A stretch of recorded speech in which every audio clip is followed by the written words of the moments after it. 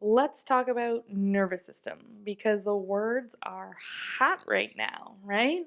A lot of people are talking about it, talking about how to support your nervous system or saying that their nervous system is out of whack right now or whatever it is they're saying. Those words, nervous system, are definitely being thrown around a lot lately, and it's a great thing. We've spent so much time paying attention to our body, our structure, our movements. We've spent a lot of time trying to make sense of our thoughts and our mind. And this curiosity around our nervous system is so important because it's another big piece of who we are, what makes us us. And the more we understand what's happening there, the more we can support ourselves from these deeper layers. Now, what I think is important is for us to understand what that even means. What does it mean to support ourselves at a nervous system level, and why is it so important? And that's what I want to dive into here in this video. So first off, what is your nervous system?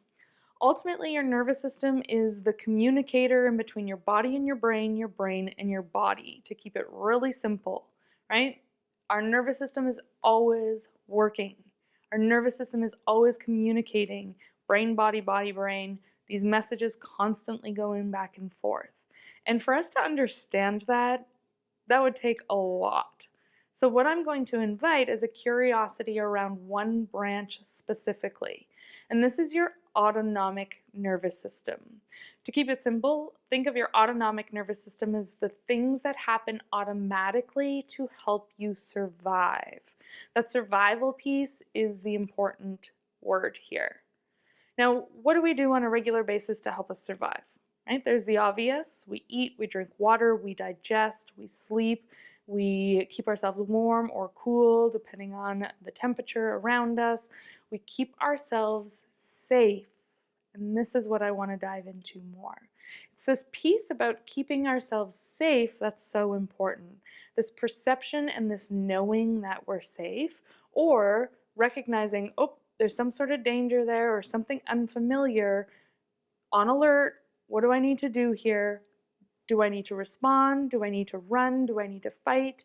Do I need to shut everything down to protect myself? This is the important part of our system that I really, really want to dive into. Now, this survival piece is an interesting piece because when we have trauma, we're stuck believing that there's still a threat. We're stuck still trying to survive.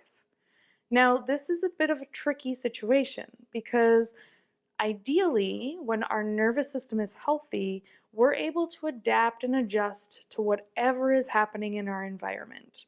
If something dangerous shows up, I respond to it. Then when I'm safe again, I settle again and I'm able to feel connection and safety and am able to rest and recover from whatever the threat was, right? But here's the thing. When we have trauma, when we are still stuck believing that we need to survive, we don't move through these cycles on a regular basis. We don't move through these cycles given the change in our environment. We instead are stuck on believing that, not even believing, the system believes that there's danger and we have to be on trying to protect ourselves.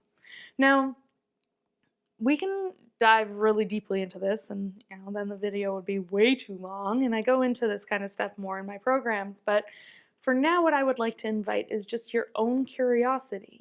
Do you spend your day being a little more on alert or feeling like you're surviving through the day? Or do you feel totally disconnected? Because that's another way of surviving, is just don't feel.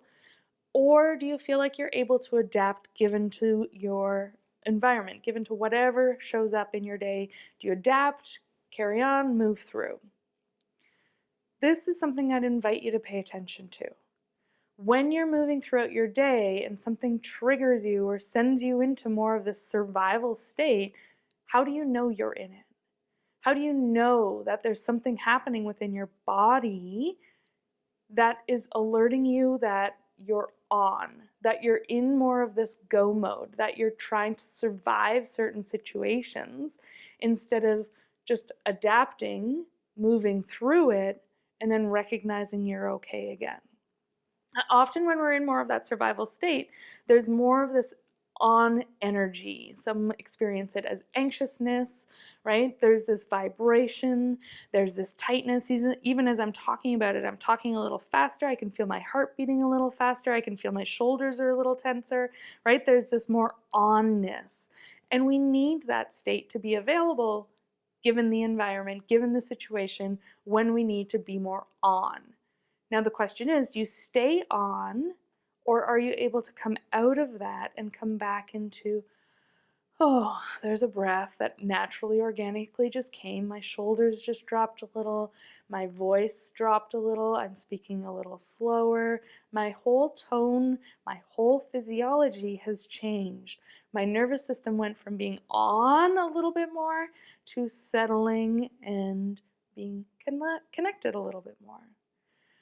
So, throughout your day, what's your experience? Do you move through these pieces, or do you stay stuck on, or are you totally disconnected and you have no idea what the hell's happening? Because that's totally legit, totally happens. You're not the only one. Now, I bring this to your awareness because the more we can recognize how we are responding in our day-to-day from this survival perspective, this is our nervous system speaking to us, right? We're on. Our mind can be like, hey, it's chill, relax, don't worry about it. But our body's still like, no, it's not. There's something going on here. I need to be in the survival mode. I need to be going, right? So the more we can learn to pay attention to our own states within our day-to-day, the more we can start to get curious about what's happening. The more we can start to learn how to understand what's happening at a nervous system level and start to support that, to recognize that, hey, actually, I am okay. I don't have to be on this on state in this survival go mode, and I can be a little more here. I can be a little more connected with the people I'm engaging with. I can be more connected with myself, and I can experience a sense of being safe and that it's okay. A very foreign concept for many people when you start paying attention to it. You might think you are safe, but the system might have another idea. So I really invite some curiosity around this. See where just what I shared here invites. I also have a webinar that you can check out that goes into way more detail about this stuff, so feel free to check that out. And then I also want to talk a little bit about why working at our nervous system level is so important. And the thing is, there's a lot of amazing modalities that help our higher brain, right? They allow us to find clarity, to find focus, to understand and make sense of situations. But if our nervous system still is stuck in these survival responses, if we're still stuck in our trauma, if we're still stuck on, and we don't have this beautiful regulation and flow on board, then no matter what we do at a higher brain level, things are way less likely to shift. So what's important is first start with understanding your nervous system. First start to explore what it means to start to move out of these survival patterns, to heal your trauma at that nervous system level. From there, these other pieces that support your higher brain will start to just organically influence and support more growth. But if you're still stuck in survival, chances are you're going to keep coming back to those old survival patterns no matter how hard you try to get this higher brain on board. So it's about working with the mid, the lower brain, the nervous system, and the higher brain. Get it all into the picture. First, start with getting curious about the language of your nervous system, drool in here, and all that is entailed within that, specifically your survival physiology. All right? A lot of information here. I highly recommend you check out my webinar. I also have a program all around this stuff. But for now, just start with getting curious. With this information, what does it mean to be curious about what the hell's happening in your nervous system? All right, good luck with that. Feel free to shoot any questions my way because I can geek out about this stuff like there's no tomorrow.